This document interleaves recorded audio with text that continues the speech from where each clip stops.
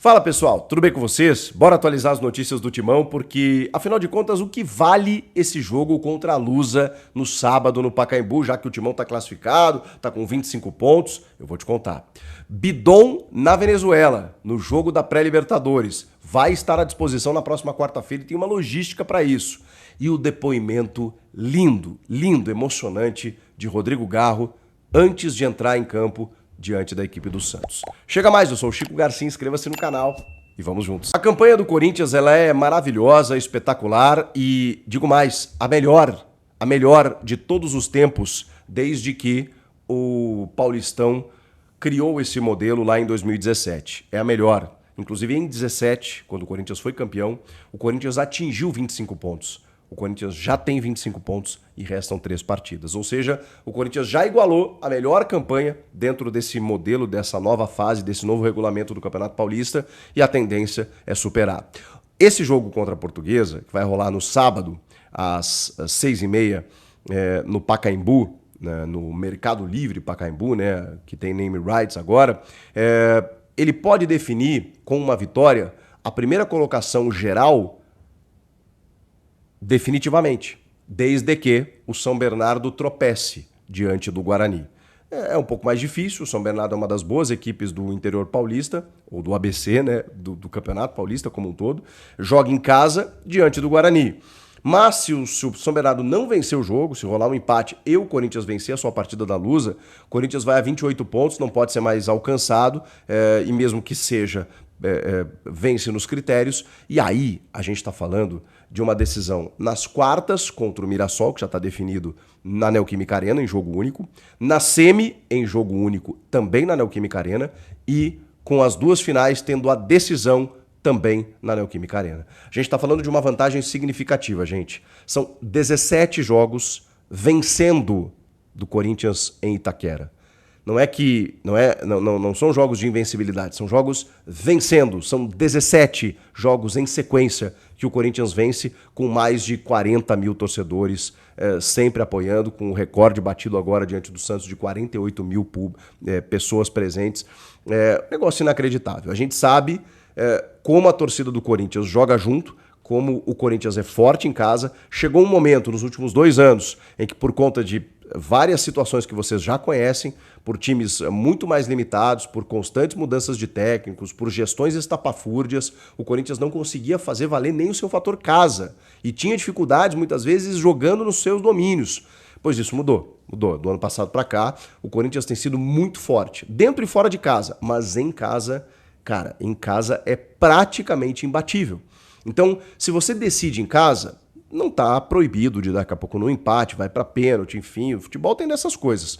Mas a tendência, a vantagem, ela se torna muito grande na medida em que o time sabe utilizar da sua força local. E é o que tem acontecido com o Corinthians. Então, confirmar essa liderança geral a ponto de não ser alcançado por ninguém, independentemente do adversário que o Corinthians pegar nas quartas, na semi ou na final, ele vai decidir em casa. E isso, sim, é importante.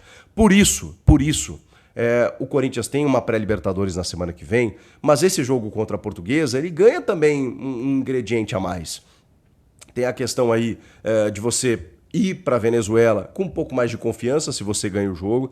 Tem a questão do Campeonato Paulista, de não deixar os outros se aproximarem e você já conquistar essa liderança geral para garantir essas coisas. De daqui a pouco meter uma pontuação aí recorde, né?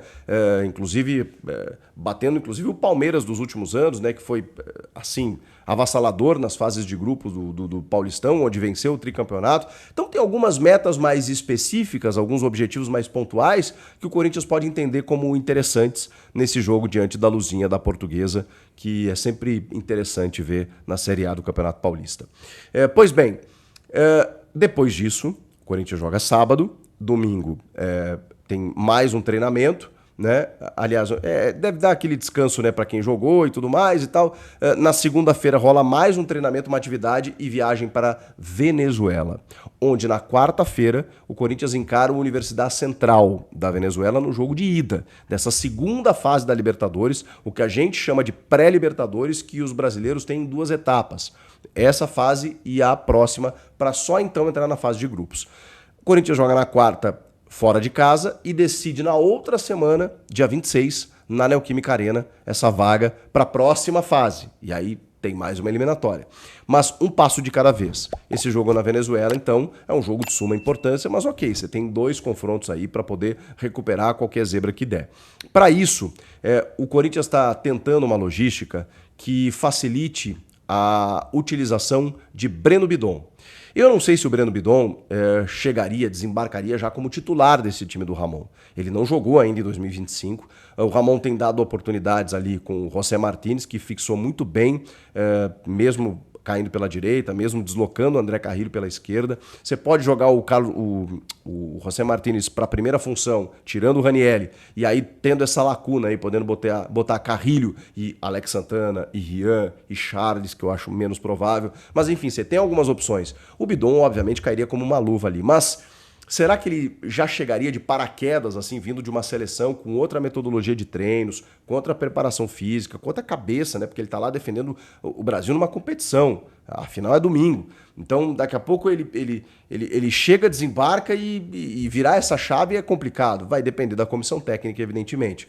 E também a gente tem que entender os outros jogadores que ficaram aqui carregando o piano enquanto ele não estava, se não merecem uma oportunidade, como o Alex Santana, como o Rian, enfim. O fato é que ele, no domingo, joga a final pelo Brasil, com a camiseta do Brasil. Ele é titular da Seleção Brasileira Sub-20, disputando o Sul-Americano na Venezuela. Na segunda-feira, ele ficaria na Venezuela, quando na segunda noite chega a delegação do Corinthians. E ele se juntaria a todo mundo para ser utilizado na quarta-feira. Poder jogar, ele pode. A questão é, vai mexer no time?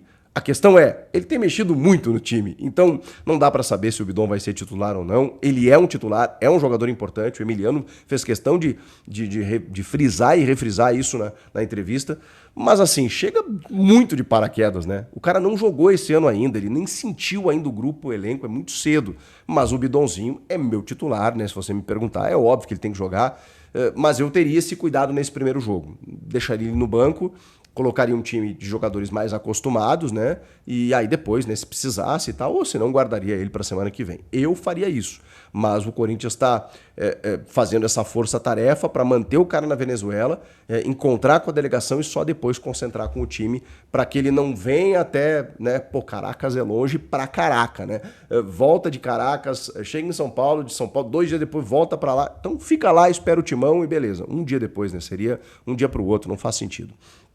E para a gente fechar, o Corinthians publicou os bastidores da vitória diante do Santos, que são aqueles vídeos muito bacanas, né? Mostrando o interior do vestiário, as falas dos jogadores, o momento em que eles estão se uniformizando, tendo o último contato com a comissão técnica, depois algumas imagens um pouco inéditas, né, do que aconteceu no jogo. Sugiro você seguir lá. Se você entrar na Corinthians TV, vai estar o vídeo de bastidores lá da vitória sobre o Santos, é muito legal de assistir. E aí o que me chamou a atenção, eu estava dando uma olhada assim e tal, né, nesse vídeo de bastidores, o Romero sempre liderando as conversas, como capitão que é dentro do vestiário, o Memphis mais na dele, o Yuri muito sorridente, o Emiliano falando, Fabinho Soldado também, a galera dando aquela motivada, que é clássico, que não sei o quê, não percam essa oportunidade, bababá, tudo que a gente já conhece e que a gente viu, assim, cansou de ver nesses vídeos de bastidores. O que me chamou a atenção foi porque foi o primeiro jogo do Garro como titular. O Garro ficou afastado para tratar de uma tendinite no joelho, mas também falamos aqui que a cabeça de Rodrigo Garro precisava de um refresco, precisava de um descanso, por tudo que aconteceu na Argentina no final do ano passado. Então, era muito arriscado você colocá-lo imediatamente no campo com todos esses problemas, né? Um problema físico e um problema psicológico. Não fazia sentido. Então, o Corinthians foi resolvendo aos poucos todas essas questões, e o Garro foi se sentindo mais à vontade, foi se sentindo bem. Aí teve a questão da camisa, né, que ele ficou com a 8, o Memphis ficou com a 10, mas o clube conseguiu, eu acho que essa é uma grande vitória, conseguiu vender, né, ao jogador, ao Garro, de que a camisa 8 ela é simbólica e muito importante para o clube. E ele introjetou isso, ele realmente absorveu isso de uma forma muito positiva. E aí a gente, nesse vídeo, né, nessas imagens e tal, mostra o túnel, os jogadores reunidos no túnel antes de subir. E o Garro não tinha falado, pelo menos nas imagens de bastidores que a gente recebeu dentro do vestiário, né, com os caras que mais falam naquele momento, o Garro não tinha pedido a palavra nem nada. Nesse momento no túnel, o Garro fala que passou por um momento muito ruim na vida e que a preocupação dele era se ele iria conseguir voltar a jogar futebol. Tamanha a dificuldade que ele passou.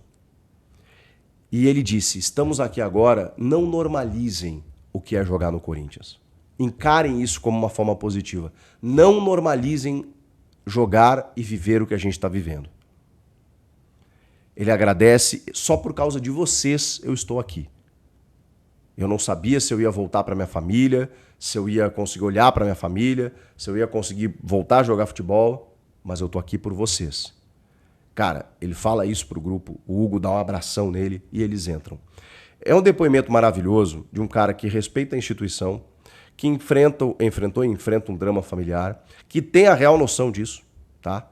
Que trabalha também com essa questão motivacional para estar bem, é o chamado tudo vai dar certo, né? Que a torcida diz ao Garro, que o Garro diz à torcida, nessa sinergia entre torcida e jogador, que é muito bonita e muito rara de acontecer. Então, o Garro se apoiou ali nos seus companheiros, nos seus atletas e foi para campo. E fez um partidaço. Então, assim, bonito de ver a identificação do Garro com a fiel torcida, com o clube que ele hoje está jogando, e especialmente a maneira como ele consegue interferir no jogo, influenciar no jogo, viver aqueles 90 minutos, é o que o Rodrigo Garro está me mostrando. Então, cara, que bonito, de verdade. O Garro merece essa tranquilidade para que ele possa desenvolver futebol e aí a gente vai ver muitas alegrias, viu? Porque, ó, Garro, Memphis e Yuri, já falei isso no outro vídeo, não vou me tornar repetitivo, tá na minha rede social aí, o melhor trio ofensivo do Brasil. Mas o Corinthians precisa do Garro e precisa do Garro bem. E é o que a gente está vendo, pelo menos nesse comecinho. Comentem aqui o que vocês acham de tudo isso. Inscreva-se no canal e eu volto na próxima. Tchau! Além de craque elegante, ele é muito humilde. Ele é demais. Memphis Depay convidou todos os funcionários do Corinthians para a comemoração do seu aniversário. Do presidente do clube às cozinheiras e roupeiros. Além disso, vai custear trajes sociais para quem não tiver. O holandês faz 31 anos nesta quinta-feira. Nega na justiça. O empresário Paulo Pitombeira acionou o Corinthians na justiça com 3 processos que, juntos, somam 24 milhões e 100 mil reais. A informação, divulgada pelo GE Globo, refere-se a cobranças relacionadas às negociações de Lucas Veríssimo, Roger Guedes, Luan e Fábio Carilli. As dívidas, em nome da empresa Talents Sports, são das gestões de André Sanches e Duílio Monteiro Alves. Os valores estão referentes a comissionamentos pelas intermediações das contratações. O empresário também cobra direitos de imagem do meia atacante. Segundo o GE Globo, Paulo Pitombeira mantém boa relação com a atual diretoria alvinegra. E a decisão de acionar a justiça foi previamente alinhada entre as partes. O procedimento segue o mesmo caminho adotado por outros empresários, como Giuliano Bertolucci e Will Dantas.